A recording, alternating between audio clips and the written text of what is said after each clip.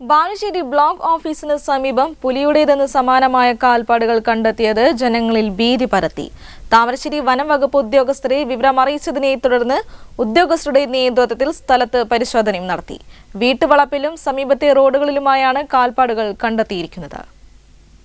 ചൊവ്വാഴ്ച രാവിലെയോടെയാണ് വാര്യം വീട്ടിൽ ചന്ദ്രൻ എന്നയാളുടെ വീട്ടുവളപ്പിലും സമീപത്തെ റോഡിലും കാൽപ്പാടുകൾ കണ്ടെത്തിയത്.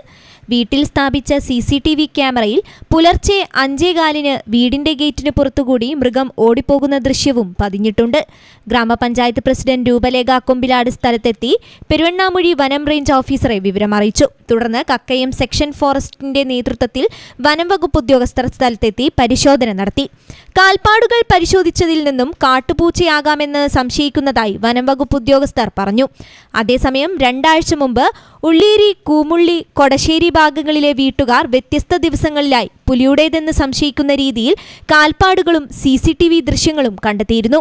ഇവിടെയും വനം വകുപ്പ് അധികൃതർ പരിശോധന നടത്തിയിരുന്നെങ്കിലും യാതൊന്നും കണ്ടെത്താൻ സാധിച്ചിരുന്നില്ല. എന്നാൽ പുലിയുടേതിന് സമാനമായ കാൽപ്പാടുകൾ കണ്ടെത്തിയതോടെ ബാലുശ്ശേരി ബ്ലോക്ക് ഓഫീസിന് സമീപത്തെ പരിസരവാസികൾ ഭീതിയിലാണ്. News bureau, Balussery.